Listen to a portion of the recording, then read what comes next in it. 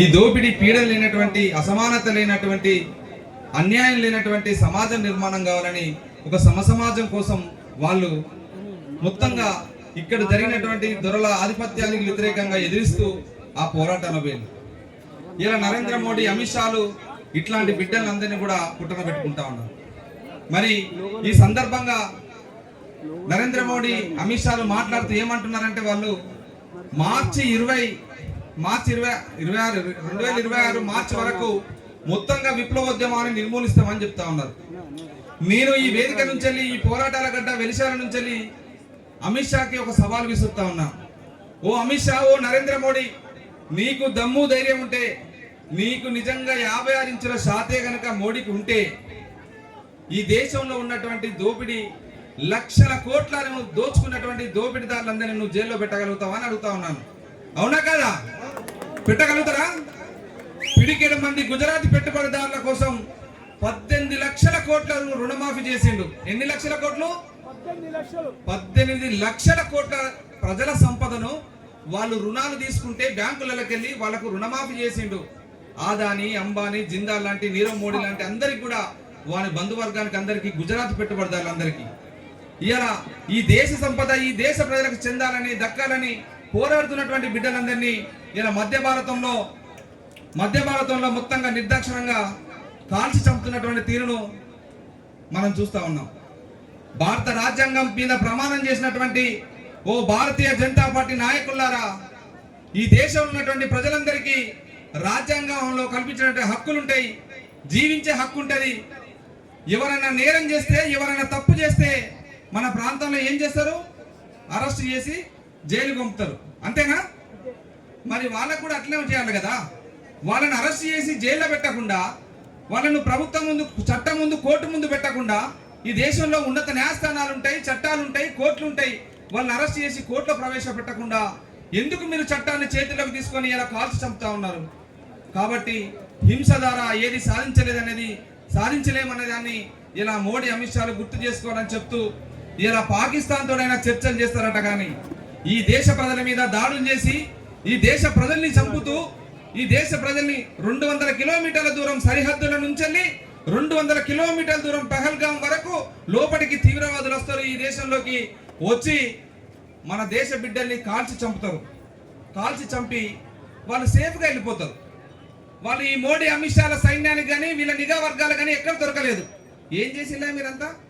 గడ్డి వీకిలా మోడీ, అమిత్ షా ఈ దేశ ప్రజల్ని చంపిపోతే, తీవ్రవాదులు చంపిపోతే ఏం చేసిల్లు మీరు? అదే ఈ దేశంలో భిన్నాభిప్రాయాలుండి, ఈ దేశంలో అంటరానితనం ఉంది, కులం ఉంది, ఈ వివక్షత ఉంది, ఆర్థిక అసమానతలు ఉన్నాయి. ఒకరి దగ్గర లక్షల కోట్లు ఉన్నది, ఒకరి దగ్గర పేదరికం, తినడానికి తిండి లేదు, ఒకరికేమో 150 ఎకరాలు ఉంది, ఒకరికేమో దున్నుకుందామంటే, కష్టం చేసుకుందామంటే గుంట భూమి లేదు అని, ఇదంతా సమాజం నిర్మాణం కావాలని భిన్నాభిప్రాయాలు ఉన్నటువంటి ప్రజలందరూ ఉద్యమాలు చేస్తే వాళ్ళు ఎక్కడెక్కడ దాక్కున్నారో అని డ్రోన్లతోటి వెతికి కాల్చి చంపుతున్నవే. ఇదాని ప్రజాస్వామ్యం. కాబట్టి ఇట్లాంటి చర్యల్ని మనం ముక్త కంఠంతో ఖండించాల్సిందే. ఖచ్చితంగా ఇలా అట్లాంటి మానవ హరణానికి పాల్పడుతున్నటువంటి భారతీయ జనతా పార్టీ నాయకులు ఈ ప్రాంతంలో కానీ, ఈ జిల్లాలో కానీ ఎక్కడికి వచ్చినా కూడా వాడిని ఎదిరించాల్సిందే, నిలదీయాల్సిందే. ఈ దేశ పౌరులని మీరు కాల్చి చంపుతా ఉన్నారు.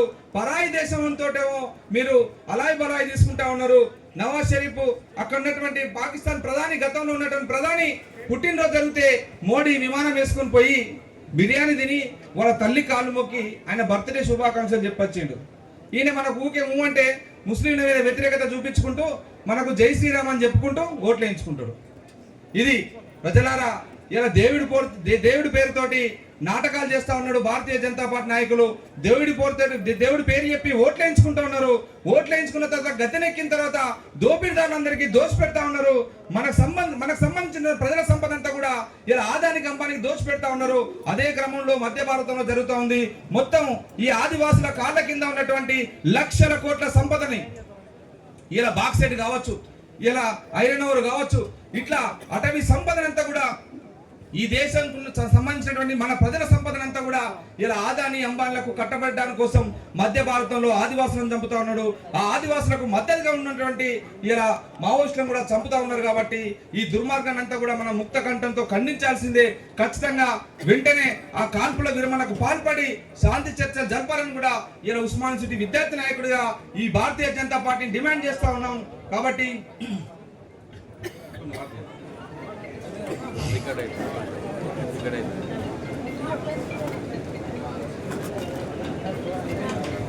ఆ క్రమంలోనే ఇలా గణేష్ అన్న, సారన్న, ఈ గడ్డ మీద పుట్టినటువంటి అనేక మంది బిడ్డలు ఇలా ప్రజల కోసం, ఇలా ప్రజలే వాళ్ళ ప్రాణం అనుకొని ప్రజల కోసం వాళ్ళ ప్రాణాన్ని గడ్డిపోచలాగా అర్పించారు. కాబట్టి ఇలా అట్లాంటి బిడ్డల్ని ఇలా ఇప్పటి వరకు వేదిక మీద అందరూ కూడా వాళ్ళ గురించే పాటలు పాడిళ్ళు.